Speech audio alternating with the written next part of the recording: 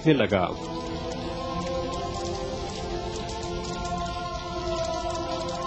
जब यहोवा ने देखा कि मूसा झाड़ी को देखने चला आता है, तब परमेश्वर ने झाड़ी के बीच में से उसको पुकारकर कहा, मूसा मूसा।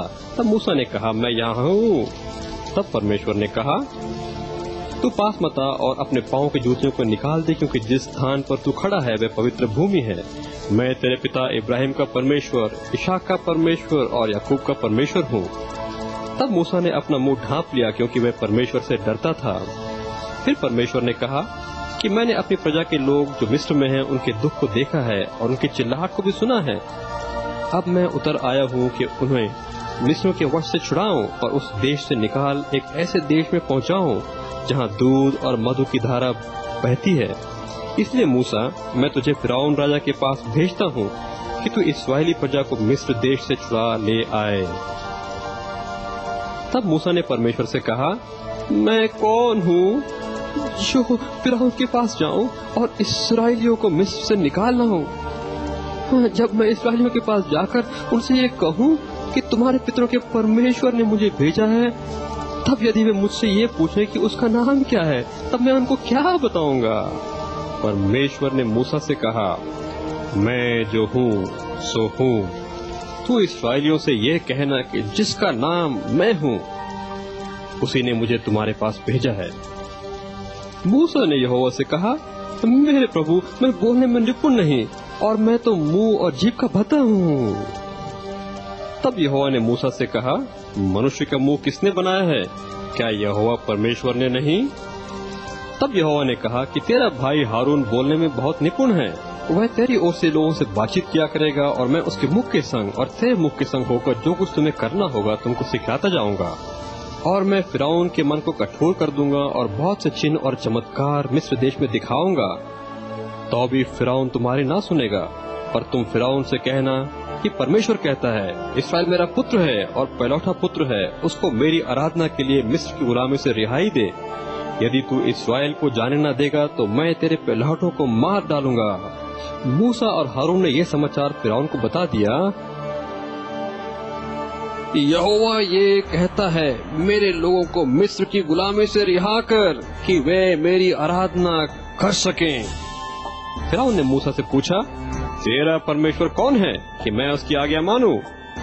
मैं तेरे परमेश्वर को नहीं जानता और ना मैं इस्राएल को जाने दूंगा। तब मूसा परमेश्वर के पास लौटकर कहने लगा, हे यहोवा, तूने मुझे क्यों फिरौन के पास भेजा था? मैं फिरौन के पास तेरा नाम लेकर गया, पर तूने अपने लोगों को रिहाई नहीं दी। तब परमेश्वर ने उससे कहा, मैं यहोवा परमेश्वर हूँ और मैंने जो परमेश्वरों का परमेश्वर हूँ इब्राहिम, इसहाक और याकूब के सामने अपने आप को प्रकट किया है।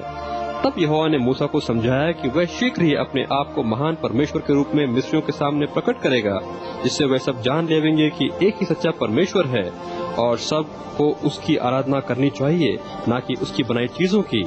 तब यहोवा ने मूसा और हारून से कहा कि अपनी लाठी लेकर फिरौन के पास जाओ और अपने हाथ को फैलाकर मिस्र के पानी को छुओ।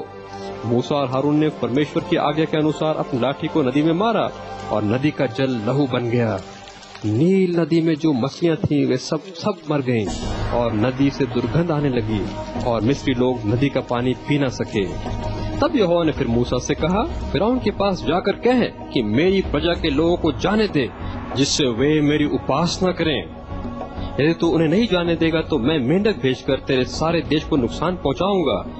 फिर फिरौन ने उन्हें जाने न दिया, तो सारे मिस्र देश में मेंढक भर गए। सबके घर, तंदूर और कठौतियों में मेंढक चढ़ गए। लोगों के बिछौने, आंगन और नील नदी का पानी भी मेंढकों से भर गया। तब फिरौन ने मूसा और हारून को बुलवाकर कहा, यहोवा से विनती करो कि वे मेंढकों को मुझसे और मेरी प्रजा से दूर करें और मैं इस्राएल लोगों को यहोवा की उपासना के लिए जाने दूंगा। परंतु तब फिरौन को आराम मिला। तब यहोवा के कहने के अनुसार उसने फिर अपने मन को कठोर किया। तो यहोवा ने मिस्र देश पर विपत्तियां भेजने का वायदा किया। हर बार जब विपत्ति आती थी, फिरौन मूसा हारून से विनती करता था कि वे विपत्ति दूर कर दें और वह इस्राएलियों को मिस्र से जाने देगा। पर विपत्ति के खत्म हो जाने पर वह फिर अपने मन को खड़ा कर लेता था। तब सारे मिस्र देश की धूल कुटकियों में बदल गई और मनुष्यों और पशुओं पर कुटकियां फैल गईं। तब जादूगरों ने फिरौन राजा से कहा कि ये तो परमेश्वर का ही हाथ का काम है। इसके बाद परमेश्वर ने मिस्र देश में डांस भेजे और मिस्र के सभी पशु इन डांसों के काटने से मर गए, पर इस्राएलियों के पशुओं पर यह विपत्ति नहीं पहुंची। तब मूसा फिरौन के सामने आया और मूसा और हारून ने मुट्ठी पर राख लेकर आकाश की ओर उड़ाई। ये राख मनुष्यों और पशुओं पर फफोले और फोड़े बन गयी। फिर परमेश्वर ने मिस्र देश में भारी भारी ओलों की आंधी तूफान लाने का वायदा किया। जिन लोगों ने परमेश्वर की बातों पर विश्वास किया, उन्होंने अपने नौकरों और जानवरों को घर के भीतर रखा। पर जिन लोगों ने यहोवा की बातों पर ध्यान ना दिया, उन्होंने अपने जानवरों और नौकरों को बाहर खेत में रहने दिया। तब यहोवा मेघ गरजने और ओले बरसाने लगा, इसलिए जिसके पशु नौकर बाहर थे ओलों से मर गए। उन्होंने खेत की सारी फसल नष्ट कर दी और मैदान के सब वृक्ष भी टूट गए। केवल गोशन देश में जहाँ इस्राएली थे ओले नहीं गिरे। तब यहोवा ने मिस्र देश में टिड्डियों का झुंड भेजा। उन्होंने धरती को इस तरह छा लिया कि सारी धरती पर अंधेरा छा गया। जो कुछ ओलों से बचा रहा था उसे टिड्डियां खा गई और मिस्र देश के मैदान में हरापन न रहा। तब यहोवा ने मिस्र देश में गहरा अंधकार भेजा और 3 दिन तक सारे देश में अंधेरा छाया रहा। ना तो किसी ने किसी को देखा और ना कोई अपने घरों से बाहर निकला, पर इस्राएलियों के घरों में उजियारा रहा।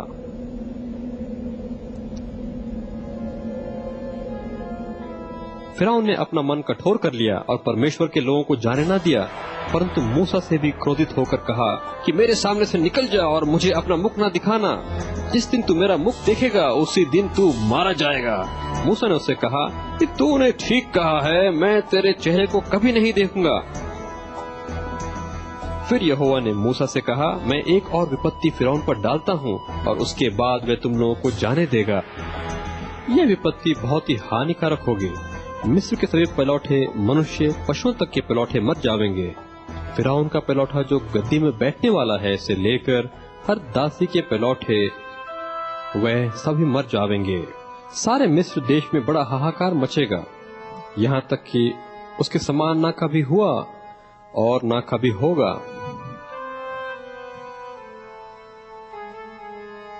यहोवा ने मूसा से कहा कि इस्राएल की प्रजा से कहो कि अपने घराने पीछे एक मेमना ले रखें। तुम्हारा मेमना निर्दोष और एक पहले वर्ष का नर हो और उसमें कोई खोट न हो। 4 दिनों के बाद गोधूली के समय सारे इस्राएल के लोग उसे बलि करें। तब वे उसके लहू में से कुछ लेकर जिन घरों में मेमने को खाएंगे उनके द्वार के दोनों अलगों और चौखटों के सिरों पर लगाएंगे। उनमें से कोई भी सवेरा होने के पहले दरवाजे के बाहर ना निकले और वह उसके मांस को उसी रात आग में भून कर खाएं, पर उसी किसी भी हड्डी को ना तोड़ें। इस मांस को अख़मीरी रोटी के साथ खाओ, क्योंकि यह यहोवा की फसह है। इस रात को मैं मिस्र देश के बीच में होकर गुजरूंगा और मिस्र देश के क्या मनुष्य क्या पशु सबके पलाठों को मारूंगा और मिस्र के सारे देवताओं को भी मैं दंड दूंगा। मैं तो यहोवा हूँ।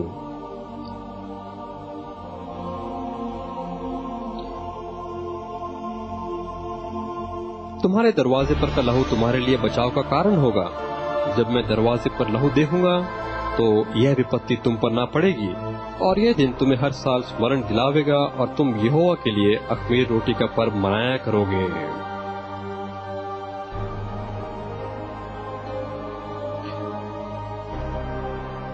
और इस्राएलियों ने जाकर जो आज्ञा यहोवा ने मूसा और हारून को दी थी उसी के अनुसार किया।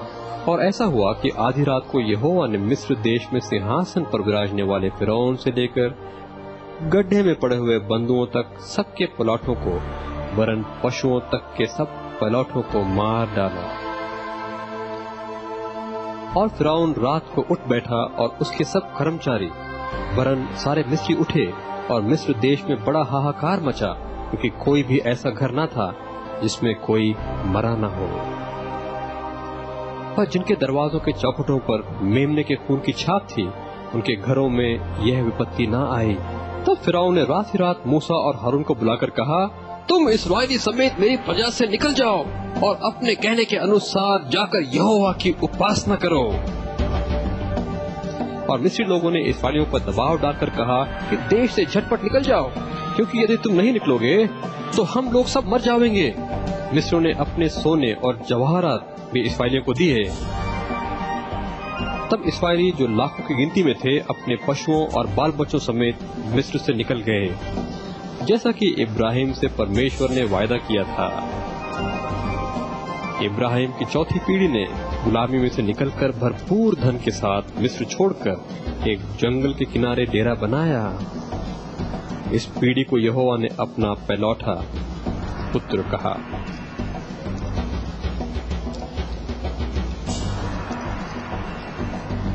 तब यहोवा ने मूसा से कहा कि फिरौन राजा सोचेगा कि इस्राएली उलझनों में फंसे हैं और जंगलों में घिर गए हैं। तब मैं फिरौन के मन को कठोर कर दूंगा और वह उनका पीछा करेगा। तब फिरौन और उसकी सारी सेना के द्वारा मेरी महिमा होगी और मिस्री जान लेंगे कि मैं यहोवा हूँ। यहोवा के कहे अनुसार फिरौन और उनके कर्मचारियों का मन इस्राएल के विरुद्ध पलट गया और वह कहने लगे, हमने ये क्या किया कि इस्राएलियों को अपने सेविकाई से छुटकारा देकर जाने दिया। तब फिरौन ने 600 अच्छे से अच्छे रथ वरन मिस्र के सब रथ लिए और अपने घोड़ों और सेना समेत इस्राएलियों का पीछा करके उनको लाल समुद्र के किनारे डेरा डाले हुए पाया। तब इस्राएलियों ने आंख उठाकर देखा कि मिस्री हमारा पीछा कर रहे हैं। वो अत्यंत डर गए और यहोवा की दुहाई दी। मूसा ने लोगों से कहा, डरो मत, खड़े खड़े वह उद्धार का काम देखो जो यहोवा आज तुम्हारे लिए करेगा, क्योंकि जिन मिस्रियों को तुम आज देखते हो उन्हें फिर कभी ना देखोगे। यहोवा आप ही तुम्हारे लिए लड़ेगा।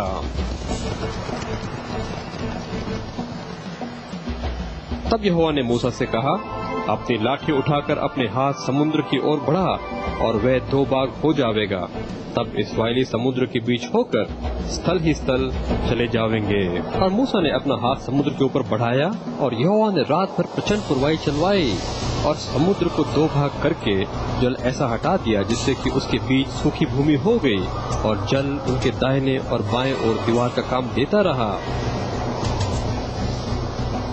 तब मिस्रियों की सेना इस्राएलियों का पीछा करते हुए समुद्र के बीच में चली गई, पर परमेश्वर ने मिस्रियों की सेना को घबरा दिया और यहोवा ने उन रथों के पहियों को निकाल डाला जिससे उनका चलना कठिन हो गया।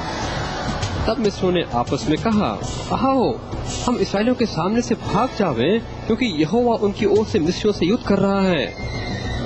तब यहोवा ने मूसा से कहा, अपना हाथ समुद्र के ऊपर बढ़ा। जब मूसा ने समुद्र के ऊपर अपना हाथ बढ़ाया, समुद्र जो का त्यों अपने स्थान पर आ गया और मिस्री बचने के लिए उल्टे भागने लगे, परंतु यहोवा ने उनको समुद्र के बीच में ही झटक दिया और जितने रथ और उसके सवार इस्राएलियों के पीछे समुद्र में आए थे वह सब वरन फिरौन की सारी सेना उसमें डूब गई और उसमें से एक भी न बच सका, परंतु इस्राएली सूखी भूमि पर होकर चले गए। और यहोवा ने मिस्रियों पर जो अपना पराक्रम दिखाया उसको देखकर इस्राएलियों ने यहोवा का भय माना और यहोवा तथा उसके दास मूसा की बातों की प्रतीति की।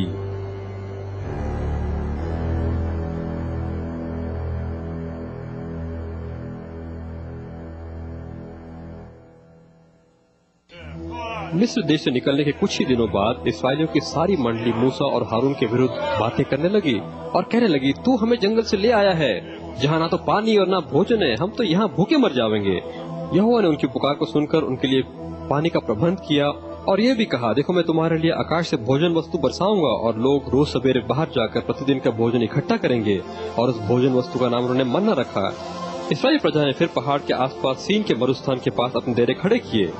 भोर होते ही बादल गरजने और बिजली चमकने लगी और पर्वत पर काली घटा छा गई।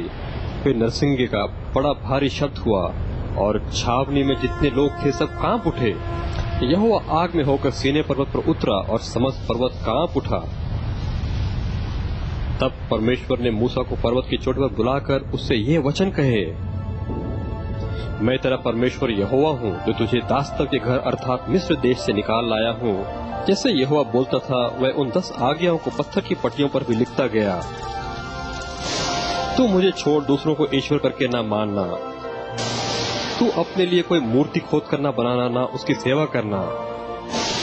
तू अपने परमेश्वर का नाम व्यर्थ के लिए ना लेना। तू विश्राम दिन को पवित्र मानने के लिए स्मरण रखना। तू अपने पिता और अपनी माता का आदर करना। तू खून न करना। तू व्यभिचार न करना। तू चोरी न करना। तू अपने पड़ोसी के विरुद्ध झूठी साक्षी न देना। तू किसी पड़ोसी के घर का लालच न करना, ना तो उसकी स्त्री, ना उसकी और किसी वस्तु का लालच करना। परमेश्वर ने अपने संपूर्ण पवित्र नियम उन 10 आज्ञाओं के द्वारा